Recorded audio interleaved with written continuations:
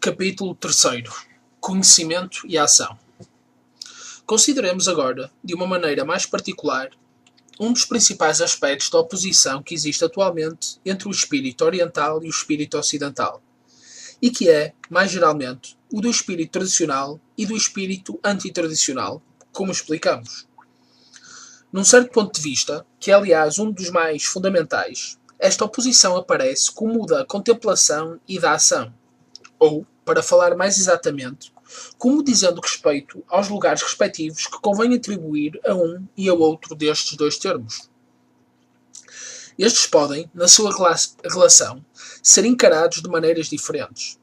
São verdadeiramente dois contrários, como parece pensar-se a maior parte das vezes, ou não serão, sobretudo, dois complementares. Ou melhor ainda, não haverá realmente entre eles uma relação, não de coordenação, mas de subordinação? São esses os diferentes aspectos da questão, e esses aspectos referem-se a outros tantos pontos de vista, aliás de importância muito desigual, mas de que cada um se pode justificar em certos aspectos, e que corresponde a uma certa ordem da realidade. Em primeiro lugar, o ponto de vista mais superficial, o mais exterior, de todos, é aquele que consiste em opor, pura e simplesmente, uma à outra, a contemplação e a ação, como dois contrários, no sentido próprio do termo. A oposição existe, efetivamente, nas aparências. Isso é incontestável. E, no entanto, se ela fosse absolutamente irredutível, haveria uma incompatibilidade completa entre contemplação e ação, que, desse modo, nunca se poderiam encontrar reunidas. Ora, de facto, não é bem assim. Não há, pelo menos nos casos normais, povo, nem mesmo talvez indivíduo, que possa ser exclusivamente contemplativo ou ativo. A verdade é que há aí duas tendências em que uma ou outra dominam quase necessariamente, de tal modo que o desenvolvimento de uma parece efetuar-se em detrimento da outra, pela simples razão de que a atividade humana, entendida no seu sentido mais geral, não pode exercer-se igual e simultaneamente em todos os domínios e em todas as direções. É isso que dá a aparência de uma oposição, mas deve haver uma conciliação possível entre estes contrários, ou assim chamados. E de resto, poderemos dizer o mesmo em relação a todos os contrários que deixam de o ser, desde que, para os observarmos, nos elevemos acima de um certo nível, aquele em que a oposição é a realidade. Quem diz oposição ou contraste diz, por isso mesmo, desarmonia ou desequilíbrio, ou seja, qualquer coisa que, como já indicamos de modo suficiente, só pode existir sob um ponto de vista relativo, particular e ilimitado. Considerando a contemplação e a ação como complementares, colocamos-nos, então, num ponto de vista já mais profundo e mais verdadeiro do que o precedente, porque a oposição se encontra aí conciliada e resolvida, e estes dois termos equilibrando-se, de qualquer modo, um pelo outro. Tratar-se-ia, então, segundo parece, de dois elementos igualmente necessários, que se completam e apoiam mutuamente, e que constituem a dupla atividade, interior e exterior, de um único e mesmo ser, seja cada homem tomado em particular, seja a humanidade encarada coletivamente. Essa concepção é seguramente mais harmoniosa e satisfatória do que a primeira. No entanto, se atendêssemos exclusivamente a ela, seríamos tentados, em virtude da correlação assim estabelecida, a colocar no mesmo plano a contemplação e a ação, de tal modo que teríamos apenas de nos esforçar em manter a balança igual para ambas, sem nunca pôr a questão de qualquer superioridade de uma em relação à outra. E o que mostra bem que tal ponto de vista é ainda insuficiente é que essa questão da superioridade se põe, pelo contrário, efetivamente e sempre se pôs, qualquer que fosse o sentido na qual se quis resolvê-la. O que importa neste aspecto, de resto, não é o problema de uma predominância de facto, que é, afinal, questão de temperamento ou de raça, mas o que se poderia chamar uma predominância de direito. E as duas coisas só estão ligadas até certo ponto. Sem dúvida, o reconhecimento da superioridade de uma das duas tendências incitará a desenvolvê-la o mais possível, de preferência em relação à outra. Mas, na sua aplicação, Não é mesmo verdade que o lugar que terão a contemplação e a ação no conjunto da vida de um homem ou de um povo resultará sempre, em grande parte, da natureza própria deste? Porque é preciso, neste caso, levar em conta as possibilidades particulares de cada um. É manifesto que a aptidão para a contemplação está mais difundida e mais geralmente desenvolvida entre os orientais. Não há provavelmente nenhum país onde o esteja tanto como na Índia, e é por isso que esta pode ser considerada como a representante por excelência do que chamamos o espírito oriental. Pelo contrário, é incontestável que, de modo geral, a aptidão para a ação, ou a tendência que resulta dessa aptidão, é que predomina entre os povos ocidentais no que diz respeito à grande maioria dos indivíduos, e que, mesmo se essa tendência não estivesse exagerada e desviada como está atualmente, pelo menos subsistiria, de modo que a contemplação nunca poderia ser senão o caso de uma elite muito mais restrita. É por esse motivo que se diz muitas vezes, na Índia, que se o Ocidente voltasse a um estado normal e possuísse uma organização social regular, certamente se encontrariam muitos kshatriyas, mas poucos brahmanes. Todavia, isso seria o bastante se a elite intelectual estivesse efetivamente constituída e se a sua supremacia fosse reconhecida, para que tudo reentrasse na ordem. Porque o poder espiritual não é de modo nenhum baseado sobre o número, cuja lei é da matéria. E, além disso, note-se bem que, na Antiguidade, e sobretudo na Idade Média, a disposição natural para a ação, existente entre os ocidentais, não os impedia de reconhecer a superioridade da contemplação, ou seja, da inteligência pura. Por que é que não acontece o mesmo na época moderna? Será porque os ocidentais, desenvolvendo desmedidamente as suas faculdades de ação, chegaram ao ponto de perder a sua intelectualidade e, para se consolarem, inventaram teorias que privilegiaram a ação, indo ao ponto, como o pragmatismo, de até negar que exista seja o que for de válido fora dela, ou, pelo contrário, foi esta maneira de ver que, tendo inicialmente prevalecido, conduziu à atrofia intelectual que hoje constatamos. Nas duas hipóteses, e também no caso bastante provável em que a verdade se encontre numa combinação de uma e outra, os resultados são exatamente os mesmos. Ao ponto que as coisas chegaram, é tempo de reagir, e é aqui, digamo-lo mais uma vez, que o Oriente pode vir em auxílio do Ocidente, se este realmente o desejar, para não lhe impor concepções que lhe são estranhas, como certos parecem recear, mas sim para o ajudar a reencontrar a sua própria tradição, cujo sentido ele perdeu. Pode-se dizer que a antítese do Oriente e do Ocidente, no estado atual das coisas, consiste em que o Oriente mantém a superioridade da contemplação sobre a ação, enquanto o Ocidente moderno afirma, pelo contrário, a superioridade da ação sobre a contemplação. Aqui já não se trata, como quando se fala simplesmente de oposição ou de complementaridade, portanto de uma relação de coordenação entre os dois termos em presença. Já não se trata, dizíamos, de pontos de vista dos quais um pode ter a sua razão de existir e ser aceite, pelo menos, como a expressão de uma certa verdade relativa.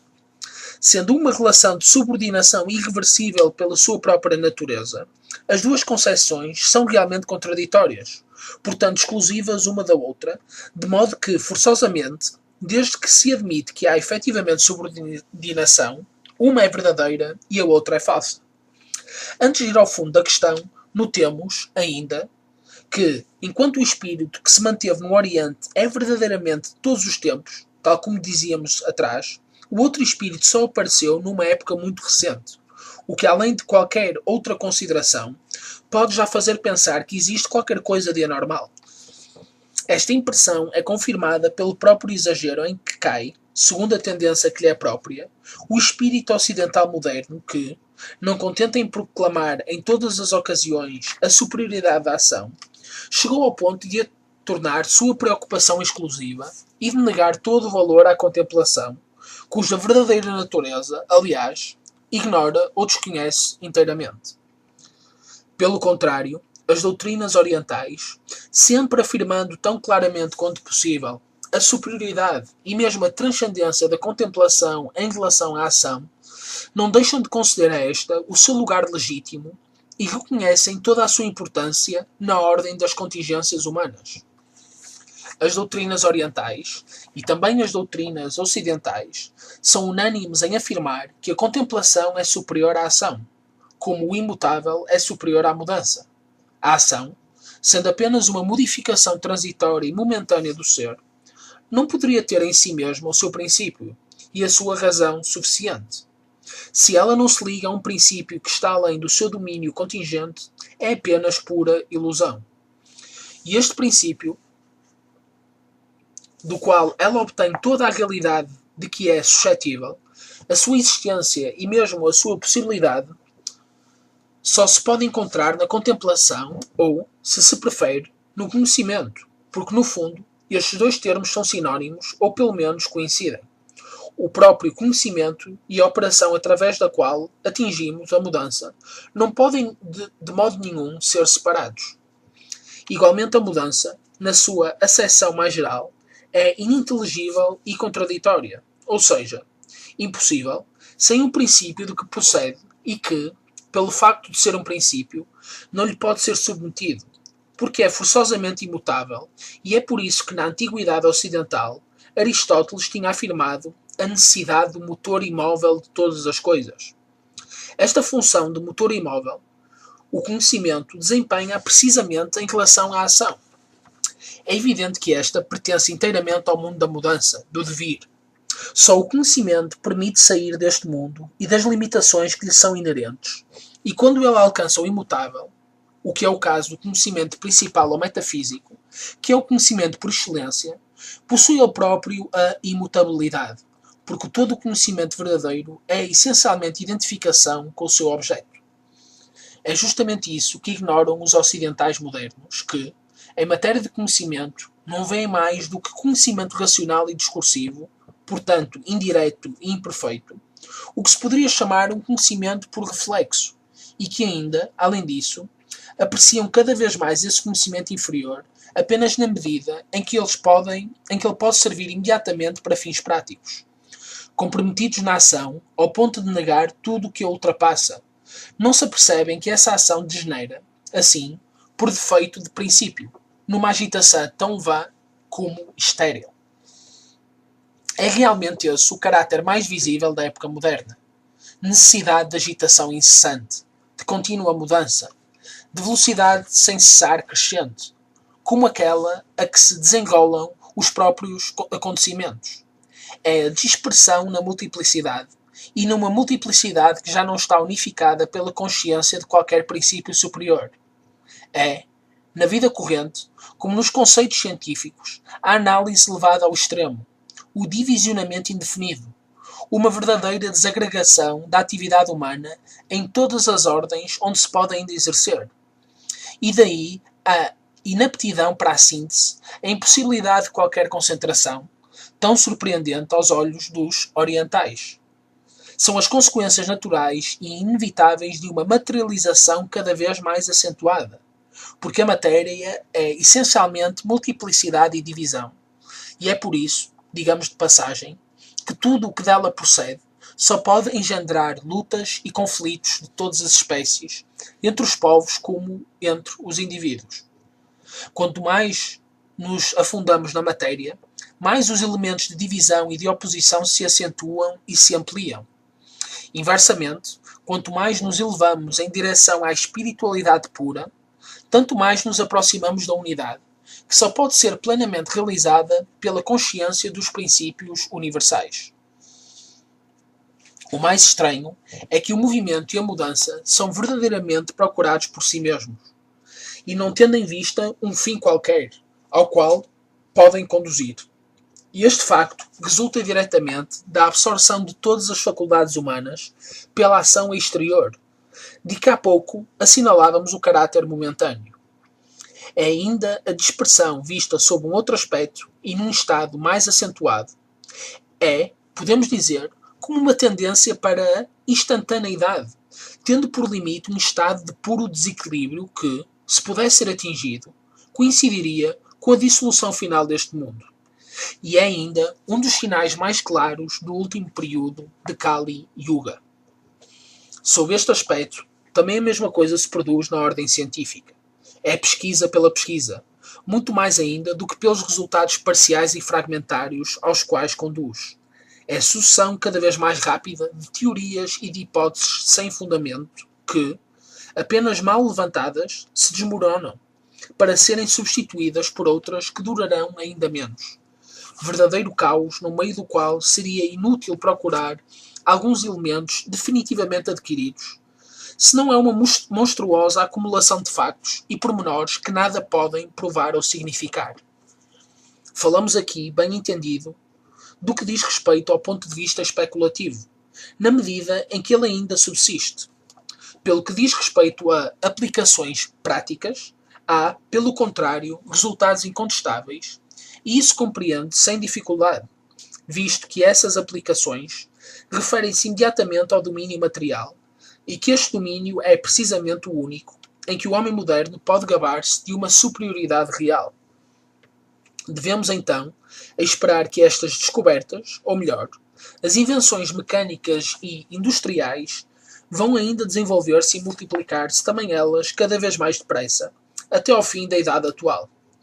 E, quem sabe se, com os perigos de destruição que elas trazem em si mesmas, não serão um dos principais agentes da última catástrofe, se as coisas chegarem a um ponto tal que esta não possa ser evitada. Em todo o caso, temos geralmente a impressão de que não existe, no estado atual, nenhuma estabilidade. Mas enquanto alguns sentem o perigo e tentam reagir, a maior parte dos nossos contemporâneos deleita-se com esta desordem em que vêem uma espécie de imagem exteriorizada da sua própria mentalidade. Existe, efetivamente, uma exata correspondência entre o mundo em que tudo parece estar em puro devir, em que não existe mais nenhum lugar para o imutável e para o permanente, e o estado de espírito dos homens que fazem consistir toda a realidade neste mesmo devir, o que implica a negação do verdadeiro conhecimento, queremos dizer, dos princípios transcendentes e universais. Podemos mesmo ir mais longe. É a negação de todo o conhecimento real, em qualquer ordem que seja, mesmo no relativo, visto que, como indicávamos mais atrás, o relativo é inatingível e impossível sem o absoluto, o contingente sem o necessário, a mudança sem o imutável, a multiplicidade sem a unidade. O relativismo encerra uma contradição em si próprio e, quando se quer tudo reduzir à mudança, dever-se-ia chegar logicamente ao ponto de negar a própria existência da mudança. No fundo, os famosos argumentos de Zenão de Ileia não tinham outro sentido. É preciso dizer, efetivamente, que as teorias deste género não são exclusivamente próprias dos tempos modernos, porque não se deve exagerar. Podemos encontrar exemplos desses na filosofia grega, e o caso de Heráclito, com o seu fluxo universal, é o mais conhecido neste aspecto. Foi mesmo o que levou os Iliatas a combaterem estes conceitos, assim como os dos atomistas, por uma espécie de redução ao absurdo. Na própria Índia, encontrou-se qualquer coisa comparável, mas, bem entendido, num ponto de vista diferente do da filosofia. Certas escolas budistas, com efeito, apresentaram também o mesmo caráter, porque uma das suas teses principais era a da dissolubilidade de todas as coisas. Simplesmente, estas teorias eram, então, exceções e tais revoltas contra o espírito tradicional, que se têm produzido durante todo o curso de Kali Yuga, não tinham, em resumo, senão um alcance muito limitado. O que é novo é a generalização de semelhantes concepções, tal como o verificamos no Ocidente contemporâneo. Deve-se também notar que as filosofias do devir, sob a influência da ideia muito recente de progresso, assumiram entre os modernos uma forma especial, que as teorias do mesmo género nunca tiveram entre os antigos. Essa forma, suscetível, aliás, de múltiplas variedades, é o que se pode, de modo geral, designar pelo nome de evolucionismo. Não voltaremos ao que já dissemos de outras vezes acerca deste assunto. Lembraremos apenas que todo o conceito que só admite o devir é necessariamente, por isso mesmo, um conceito naturalista, implicando, como tal, uma negação formal do que está para além da natureza, ou seja, no domínio metafísico, que é o domínio dos princípios imutáveis e eternos. Assinalaremos também, a propósito destas teorias antimetafísicas, que a ideia bergsoniana da duração pura corresponde exatamente a essa dispersão na instantaneidade de que falávamos mais atrás. A pretensa intuição que se modela sobre o fluxo incessante das coisas sensíveis, longe de poder ser o meio de um verdadeiro conhecimento, representa, na realidade, a dissolução de todo o conhecimento possível. Isto leva-nos a repetir, uma vez mais, porque se trata de um ponto essencial e sobre o qual é indispensável não deixar subsistir nenhum equívoco, que a intuição intelectual, pela qual, e só por ela, se obtém o verdadeiro conhecimento metafísico, nada tem de comum com esta outra intuição de que falam certos filósofos contemporâneos. Esta é de ordem sensível, é propriamente de ordem infrarracional, enquanto a outra, que é a inteligência pura, é, pelo contrário, suprarracional. Mas os modernos, que nada conhecem de superior à razão na ordem da inteligência, nem sequer concebem o que pode ser a intuição intelectual, enquanto as doutrinas da Antiguidade e da Idade Média, mesmo quando tinham um caráter simplesmente filosófico e, por consequência, não podiam efetivamente apelar para essa intuição, não deixavam de reconhecer expressamente a sua existência e a sua supremacia sobre todas as outras faculdades. É por esse motivo que não houve racionalismo antes de Descartes. Isso é ainda coisa especificamente moderna e que é, aliás, estreitamente solidária do individualismo, visto que ela é apenas a negação de toda a faculdade de ordem supra-individual. Enquanto os ocidentais se obstinarem em desconhecer ou em negar a intuição intelectual, não poderão ter qualquer tradição no verdadeiro sentido desta palavra, e não poderão igualmente entender-se com os autênticos representantes das civilizações orientais, nas quais tudo está como suspenso dessa intuição, imutável e infalível em si, e único ponto de partida de qualquer desenvolvimento conforme às normas tradicionais.